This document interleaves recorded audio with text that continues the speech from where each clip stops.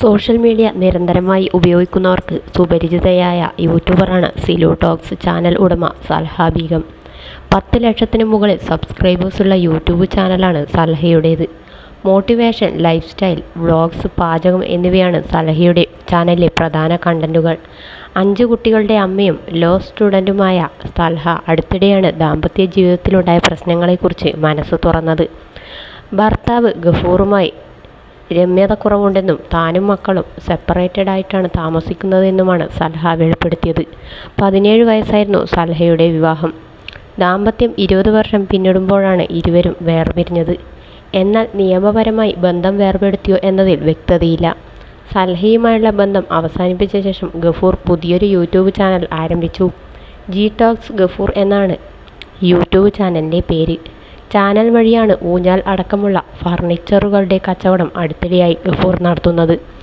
ഇപ്പോഴിതാ ഗഫൂർ യൂട്യൂബ് ചാനലിൽ പങ്കിട്ട പുതിയ വീഡിയോ ആണ് ചർച്ചയാകുന്നത്. ഓൺലൈൻ ഊഞ്ഞാൽ വിൽപ്പന വിപുലീകരിച്ചതിൻ്റെ വിശദാംശങ്ങളാണ് ഗഫൂർ വീഡിയോയിൽ പങ്കിട്ടത്. പുതിയ പാറ്റേണിലുള്ള സ്റ്റോക്കുകൾ എത്തിയതിനെക്കുറിച്ചെല്ലാം വിശദീകരിക്കുന്നുണ്ട്. ഓൺലൈനായും നേരിട്ടും വിൽപ്പനയുണ്ട്. അർഹതയുള്ള ചിലർക്ക് സൗജന്യമായി ഗഫൂർ ഊഞ്ഞാൽ നൽകുന്നുണ്ട്.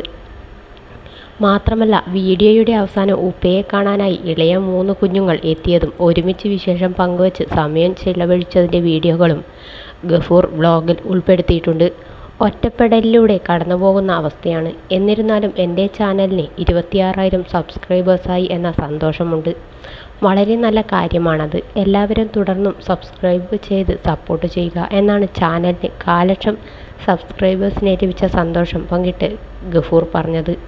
അതേസമയം പുതിയ വ്ളോഗ് വൈറലായതോടെ ചില ചോദ്യങ്ങളും പ്രേക്ഷകരിൽ നിന്ന് ഉയർന്നു. വീട് വിൽക്കാൻ പോവുകയാണെന്നും ഗൾഫിലേക്ക് തിരികെ പോവുകയാണെന്നും ഗഫൂർ ചാനൽ ആരംഭിച്ച സമയത്ത് പറഞ്ഞിരുന്നു. അതിനാലാണ് ഊഞ്ഞാൽ അടക്കമുള്ള ഫർണിച്ചറുകൾ വില കുറച്ച് വിറ്റഴിക്കുന്നതെന്നും ഗഫൂർ പറഞ്ഞിരുന്നു. അപ്പോൾ വീട് വിൽക്കുന്നു, സാധനം വിറ്റഴിക്കുന്നു, ഗൾഫിൽ പോകുന്നു എന്നൊക്കെ പറഞ്ഞതോ? എന്നിട്ടിപ്പോൾ വീട് നിറയെ വീണ്ടും സ്റ്റോക്ക് കൊണ്ട് വന്നേക്കുന്നു. അന്ന് പറഞ്ഞതെല്ലാം കള്ളമായിരുന്നു എന്നാണ് ചോദ്യങ്ങൾ. പക്ഷേ ഗഫൂർ മറുപടി നൽകിയിട്ടില്ല. മറന്നുപോയ ജീവിതത്തെ ചിട്ടപ്പെടുത്തി എടുക്കാൻ അവസരങ്ങൾ ഒന്നും കഴിഞ്ഞു പോയിട്ടില്ല.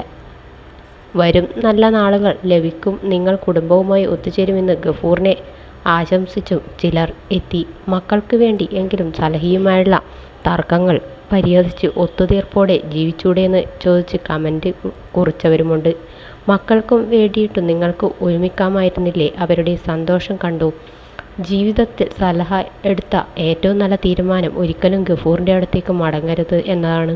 ഇത്തരത്തിലുള്ള ആളുകളുമായി ജീവിക്കാൻ വളരെ ബുദ്ധിമുട്ടാണ് എന്ന അഭിപ്രായങ്ങൾ രേഖപ്പെടുത്തിയവരുണ്ട്. ഗഫൂറിനൊപ്പം ജീവിച്ചപ്പോഴും വീട്ടിലെയും മക്കളുടെയും എല്ലാ കാര്യങ്ങളും മാനേജ് ചെയ്തിരുന്നത് സൽഹയായിരുന്നു. ഇരുവരും തമ്മിൽ പ്രായത്തിനും വലിയ വ്യത്യാസമുണ്ട്.